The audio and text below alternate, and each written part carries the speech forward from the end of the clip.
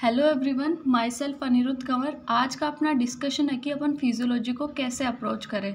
जो first thing अपने mind में आती है वो आती है बुक्स। तो कौन सी बुक्स लेनी चाहिए, गाइटन या फिर सबसे ज़्यादा कन्फ्यूज़न होता है एकेजेन के बीच में। ठीक है, तो according to my view Guyton और गेनोंग इक्वल है on the basis of a text, concepts and diagram. सबसे अच्छे इन्हीं के अंदर होते हैं। अगर तुम्हें कोई फ्लो चार्ट, लेकिन अपन को क्या है एग्ज़ाम के अंदर काफ़ी अच्छे तरीके से लिखना होता है, सिर्फ फ्लो चार्ट से अपन काम नहीं चला सकते। तो जो एकेजेन है उसके अंदर एक सिस्टमिक हेडिंग्स होती है, क्लासिफिकेशन टेबल होती है और साथ साथ में डिफरेंस की टेबल आती है। जो अपने फिजियोलॉजी के अंदर ऑफन क्वेश्चन देखा जाता है कि इसके बीच में डिफरेंस है, इसके बीच में, तो जो भी डिफरेंस वाली टेबल है तुम्हें एक भी नहीं छोड़नी है बुक के अंदर। ठीक है, फिर एकेजेन और जीके पाल दोनों का लेवल इक्वल है। सिस्टमिक हेडिंग्स और क्लासिफिकेशन टेबल, डिफरेंस की टेबल है, उन दोनों का लेवल इक्वल है। और सबसे नीचे मैं शंभुलिंगम को रखूँगी। लेकिन अगर शंभुलिंगम अगर तुम्हारे पास टाइम नहीं हो तो सबसे पहले तुम्हें शंभुलिंगम अगर अभी मतलब जैसे टेम्परेरी उसको पढ़ सकते हो, लेकिन अपन को टेम्परेरी नहीं पढ़ना, क्योंकि फिजियोलॉजी एक ऐसा सब्जेक्ट है जो अपने आगे तक चलेगा। Even in patho second year, फिर अपने पैथो लिंक करता है मेडिसिन से। तो फिजियोलॉजी एक बेसिक नींव होती है, फाउंडेशन होती है, तो उसको अपन को अच्छे से करना है। ठीक है, तो ये तो अपनी बुक्स की बात हो गई। फिर दूसरी है अपन मतलब कुल मिला के कौन सी खरीदनी चाहिए। तो जैसे अगर तुम्हें लिखना है, अच्छे तरीके से लिखना है, तो एकेजेन बढ़िया। लेकिन एकेजेन के अंदर कुछ चैप्टर ऐसे हैं जो अपन एकेजेन से नहीं पढ़ सकते। लाइक मैंने सीएनएस और सीवीएस एकेजेन से पढ़ा। सीवीएस अच्छा है बट मतलब मुझे कुछ कंट्रोवर्सी लगी कुछ सेंटेंस में, और मुझे लास्ट में ऐसे लगा कि मुझे चेंज करना चाहिए, लेकिन उस टाइम मेरे पास टाइम नहीं था क्योंकि एग्ज़ाम कुछ दिनों बाद में ही था। सो अभी तुम्हें पहले मैं बताती हूँ कि तुम्हें कौन सी गाइटन और गेनोंग है, उनसे तुम्हें पहले कॉन्सेप्चुअल जो चीज़ें हैं उनको क्लियर करनी है। एकेजेन से तुम्हें लिखना कैसे है वो सीखना है। बाकी सीएनएस तुम एकेजेन से मत पढ़ना। और शंभुलिंगम तो जो लास्ट के लिए रिवीजन के लिए होती है कि जब टाइम नहीं होता तो शंभुलिंगम से काम चला ले। ठीक है, तो किसी भी सब्जेक्ट को पढ़ने के लिए, फिजियोलॉजी को पढ़ने के लिए आपको 3 लेयर टेक्निक यूज़ करनी चाहिए। Like in general physiology you have to approach this technique. पहली होती है जस्ट रीड एंड एनालाइज। तुम्हें एकदम ऐसे रफली रीडिंग मारनी है, ऐसे नहीं है कि तुम्हें इसी बार याद करनी है, और अगर कोशिश भी करोगे तो बस उधर ही पड़े रहोगे, वो आगे तुम्हारा होगा ही नहीं सिलेबस कवर। तो सबसे पहले तुम्हें रीड और एनालाइज करनी है। दूसरी है तुम्हें, जैसे ये मैंने यहाँ पे बना रखा है, तो ये जो मतलब हीमोरेजिक शॉक का मैंने बना रखा है, तो तुम्हें क्या करना है, कोई भी टॉपिक है उसको दूसरा जो तुम्हारा अप्रोच करने का तरीका होना चाहिए। सबसे पहले तुमने रीड कर लिया, दोबारा से जब तुम पढ़ रहे हो तो उस टाइम तुम्हें फ्लो चार्ट बनाना है उस चीज़ का। ठीक है, अभी ये जनरल के लिए बात हो रही है कि जनरल फिजियोलॉजी को कैसे करना होता है। जनरल फिजियोलॉजी के अंदर कुल मिला के तुम्हारे पास 8 ही चार्ट होते हैं, तो उनको इस तरीके से तुम्हें करना है। ये दूसरा वे मैंने बोला 3 लेयर में अप्रोच करना है। अभी तुम्हें जो मैंने बताया कि जैसे 3 बुक्स बताई मैंने, तो तुम्हें जो पॉइंट नहीं दिख रहे वो उन बुक से ऐड कर सकते हो। मैं अभी भी बोल रही हूँ, you have sufficient time to approach the book through 3 techniques. अभी ये तीनों तुम कर सकते हो, जो पॉइंट तुम्हें नहीं लग रहे तो वो उससे कर सकते हो। ये जनरल के लिए है। जनरल के लिए मैंने बताया यहाँ पे 3 लेयर टेक्निक यूज़ करते हैं। ठीक है, फिर यहाँ पे जो तुम्हें 8 चार्ट बताए हैं मैंने, 8 चार्ट कौन कौन से होंगे उनको भी देख लेते हैं अपन, और इनको बार बार रिवाइज करना, यही टेक्निक होने चाहिए तुम्हारे। ठीक है, तो अभी ये 8 चार्ट है। Homeostasis, cell junction, transport, body water distribution, action potential, Gibbs Donnan, equilibrium and excitation, contraction, coupling, neuromuscular junction. ये 8 चार्ट है। इनको तीन तरीके से तुम्हें अप्रोच करना है जनरल को।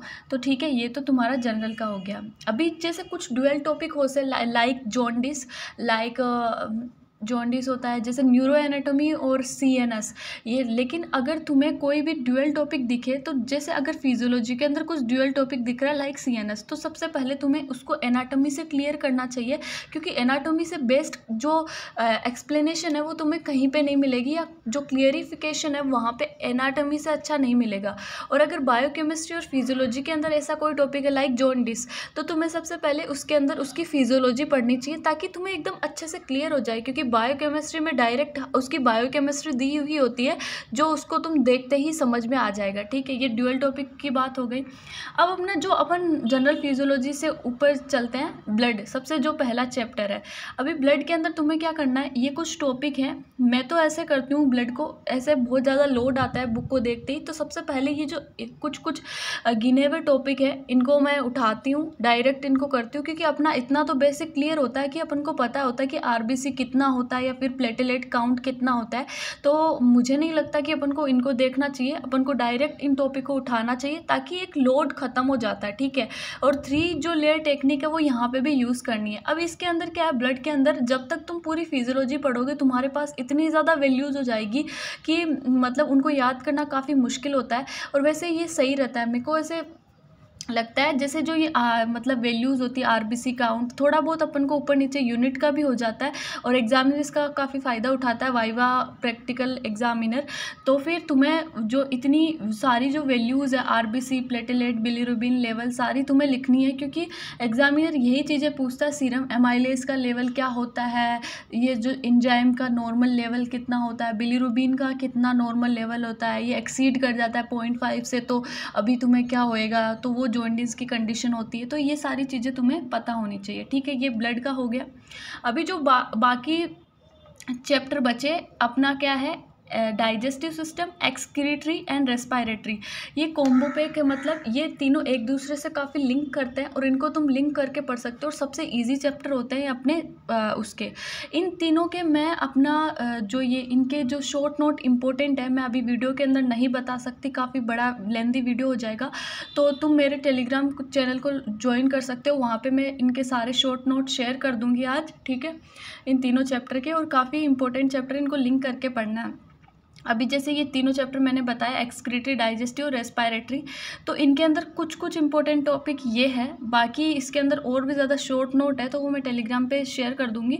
बट तुम्हें क्या करना है, जैसे इसके अंदर मैंने बताया parts of nephron, urine formation, तो तुम्हें ना ऐसे नहीं है कि तुम सिर्फ पार्ट्स ऑफ नेफ्रॉन पढ़ रहे हो, क्योंकि तुम्हें ऐसे तो कुछ लिंक होएगा नहीं और एक रट्टेबाजी लगेगा, और जब रटने लगोगे तो तुम्हें फिजियोलॉजी, बायोकेमिस्ट्री से भी हार्ड लगेगी और एनाटॉमी से भी हार्ड लगेगी, उसका एक लेवल हो जाएगा, क्योंकि फिजियोलॉजी इतनी भी सिंपल नहीं है जितनी लगती है। तो सबसे पहले तुम्हें अच्छे से हर चीज़ क्लियर होनी चाहिए। तो पार्ट्स ऑफ नेफ्रॉन के साथ कैसे यूरिन बनता है, कैसे कंसंट्रेट होता है, इसके अंदर एसिडिफिकेशन वाला टॉपिक बहुत ज़्यादा इंपॉर्टेंट है, एसिड बेस बैलेंस वाला, जो ऑफन बच्चे छोड़ देते हैं इस टॉपिक को, लेकिन ये आया हुआ है और फिर पता नहीं चलता कि आया कहाँ से है। ठीक है, फिर रेस्पिरेटरी सिस्टम मैं बता दूंगी कि तुम्हें कहाँ से पढ़ना है और कैसे पढ़ना है, क्योंकि इसको मैंने तो लास्ट तक इसको पूरा नहीं पढ़ा था और जो 20 नंबर का क्वेश्चन आया था वो भी अच्छे से हो गया था। ठीक है, फिर जो अभी दूसरी बुक की बात होती है तो एंडोक्राइन का जो चैप्टर है उसको तुम्हें अप्रोच करना है कॉलम थ्योरी से। कॉलम थ्योरी से क्या होता है, एंडोक्राइन के अंदर हर जगह से यहाँ पे हार्मोन होता है, तो हार्मोन का सबसे पहले तुम्हें 4 कॉलम बनाने हैं। अगर डेफिशिएंसी हो जाएगी तो क्या होगा, एक्सेस होएगी तो क्या होगा, इनका मैकेनिज्म ऑफ एक्शन कौन सा है। ठीक है, और सारे हार्मोन का तुम्हें ऐसे लिखना है। मैं बता रही हूँ तुम्हें बहुत अच्छे तरीके से ये क्लियर हो जाएगी, कोई ज़्यादा वो नहीं होएगा और एंडोक्राइन भी तुम्हें बहुत ज़्यादा सिंपल लगने लगेगा। ठीक है, फिर अपना आता है रिप्रोडक्टिव कॉलम। इसके अंदर भी तुम्हें वैसे ही कॉलम बनानी, क्योंकि इसके अंदर भी बहुत सारे ये हार्मोन्स हैं। ठीक है, अभी जो मेंस्ट्रुअल साइकिल का क्वेश्चन आया था 20 मार्क्स का, तो तुम्हें उसके अंदर भी हमें पूछा था कि यूट्रस के अंदर हार्मोन्स का लेवल क्या होता है, ओवेरी के अंदर क्या हार्मोन्स का लेवल होता है। तो you have to approach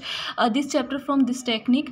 and ये जो हो गया, अभी क्या है, रिप्रोडक्टिव को इसका इतना वेटेज है नहीं, लाइक CNS का सबसे ज़्यादा वेटेज होता है, लेकिन इसको एग्जामिनर ने बहुत ज़्यादा वेटेज दिया इस बार।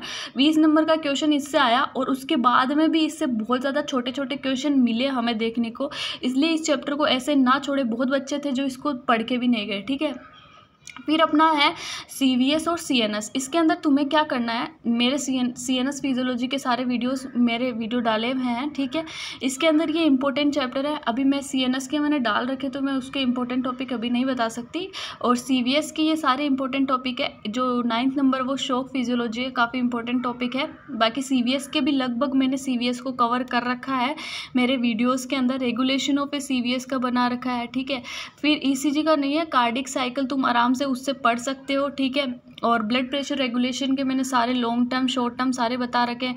होम्योस्टेसिस तुम्हें अच्छे से करना है, लाइक टेम्परेचर का रेगुलेशन, ये क्वेश्चन आता है, ठीक है। लाइक टेम्परेचर बढ़ जाएगा तो क्या होगा, वेसल्स पे क्या इफेक्ट होगा, वेसो कॉन्स्ट्रिक्शन, वेसो डायलेशन, लाइक क्वेश्चन, ठीक है। तो यहीं पे अपना डिस्कशन ख़त्म करते हैं, सारे चैप्टर्स लगभग कवर हो गए।